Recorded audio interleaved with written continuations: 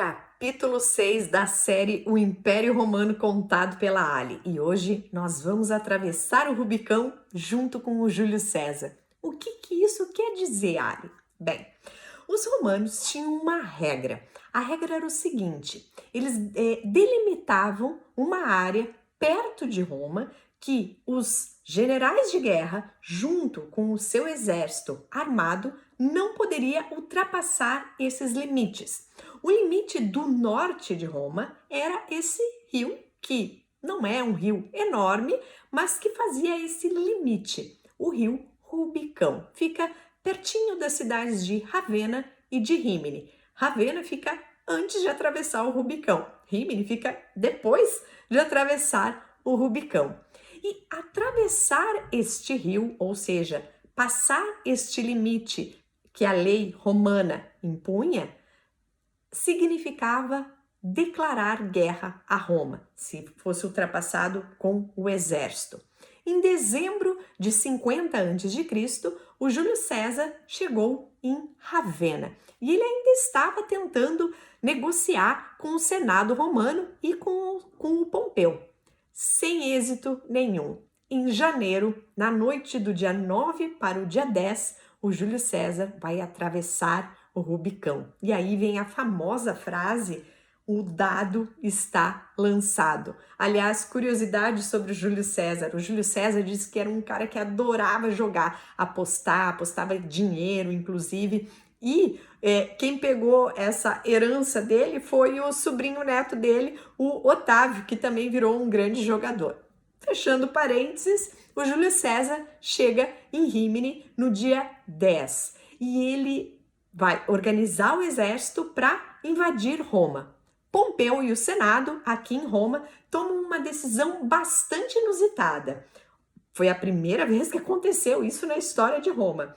O Pompeu decidiu, ao invés de esperar o Júlio César chegar em Roma, ele decidiu sair de Roma junto com o Senado. Foi a primeira vez na história de Roma que o Senado abandonou Roma.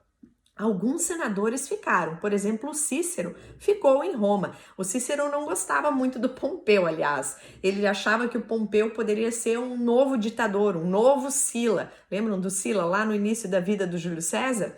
E o Cícero também não gostava muito de Júlio César. E primeiro ficou em Roma e depois acabou se juntando ao Pompeu.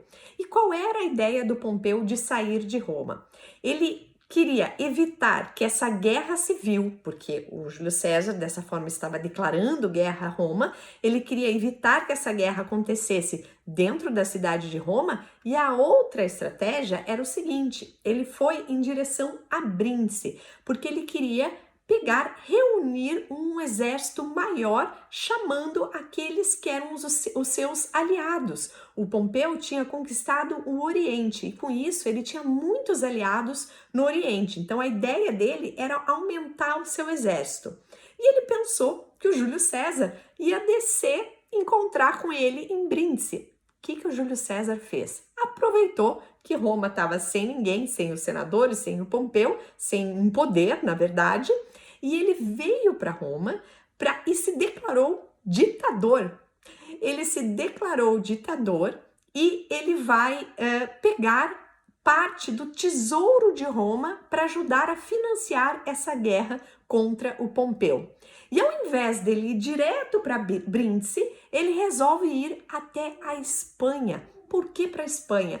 Vejam como Júlio César era um estrategista de guerra espetacular. Ele foi para a Espanha porque o Pompeu tinha parte do exército na Espanha também. Então, o que o Júlio César pensou? Se eu for direto para Brince encontrar com o Pompeu, ele vai estar com o exército reforçado por todo o Oriente e daqui a pouco, pelo outro lado, vai chegar o exército que está na Espanha. E aí eu vou perder a guerra. O que ele fez? Ele primeiro foi para a Espanha para pegar esta parte do exército para ele e não deixar com o Pompeu. Foi um golpe de gênio. Começou a guerra entre Júlio César e Pompeu. Foram várias batalhas e mesmo o Júlio César tendo um exército menor que o do Pompeu, ele foi vencendo. O Pompeu precisava pensar numa alternativa. Qual foi a ideia que ele teve?